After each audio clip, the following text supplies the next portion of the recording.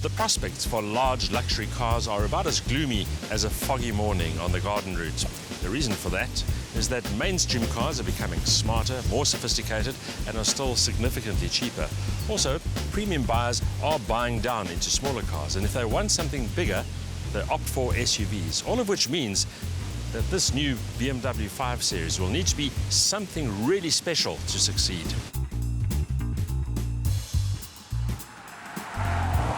In an effort to ensure that the new 5 is able to stand its ground, BMW has reached deep into the 7 Series design and technology bin.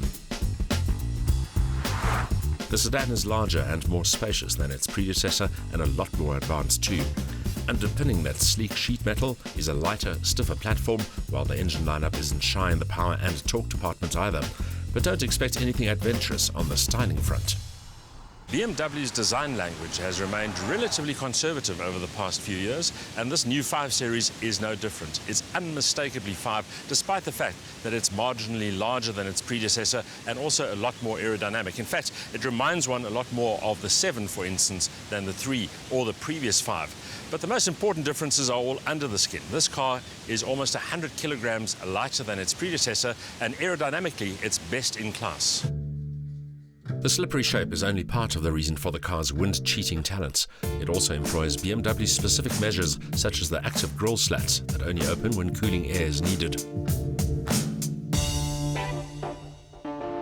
A smooth underbody also helps, while the front apron air curtain and the fender-located air breathers channel the air more efficiently, allowing the 5 to cut cleanly through the air.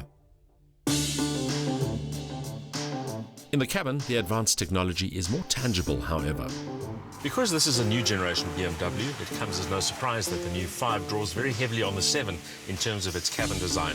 There's the same layout for the dashboard with a large touchscreen display, the same multifunction steering wheel, the configurable controls, and an overall aura of luxury. The main instruments change depending on the driving mode selected, while the various vehicle systems and functions can be accessed and controlled via BMW's iDrive interface, voice commands on the touchscreen directly, or even via optional gesture control. Again, the look and feel is closely related to the current 7, including adjustable ambient lighting and aluminium look accents. Accommodation is more generous than in the previous 5 for front and rear occupants, and at 530 litres, the boot capacity has also increased. But what's the situation under the bonnet?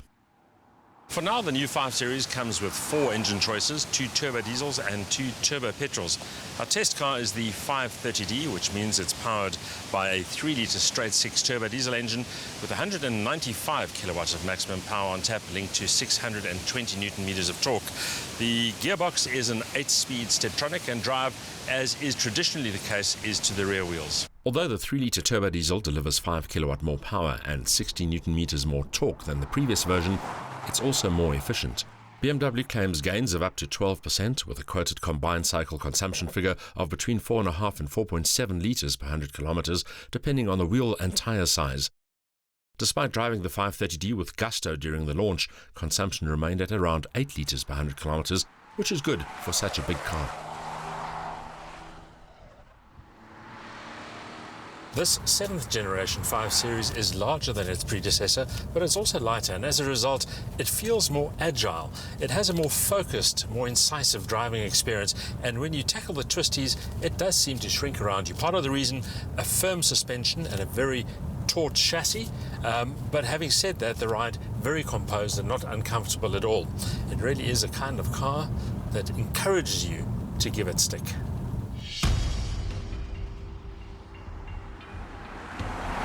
The electromechanical steering offers good positive feedback and loads up nice and progressively when turning in. In fact, it's very difficult to unsettle the 5, even when pushing hard into a corner. The stance remains resolutely neutral. Keep in mind, though, that our test car's long list of added cost extras included the M Sport suspension, which delivers a more controlled but arguably less comfortable ride. And if you opt for the sport driving mode, the acceleration is crisper too. With a power-to-weight ratio of 119 kilowatt per tonne, this BMW 530D is more sports sedan than luxury saloon.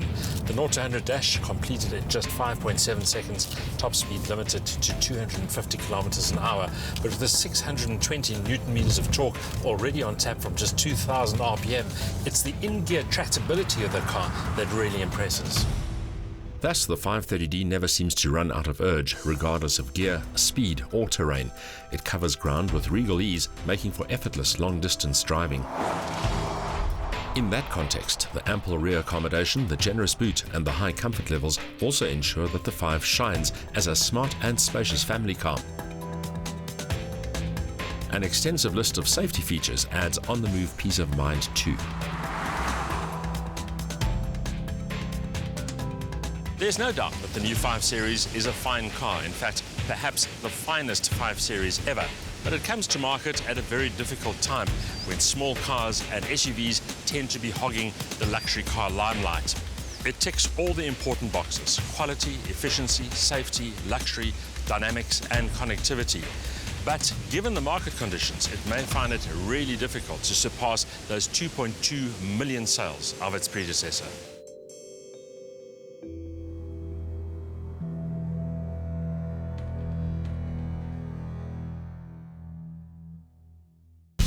A smooth and muscular 3-litre turbodiesel combined with a seamless 8-speed auto delivers an effortless stream of urge, while the new chassis and suspension link response to refinement. There's lots of tech and safety too. Despite its size, the new 5 remains an engaging car to pilot. Pity then that the styling isn't more distinctive.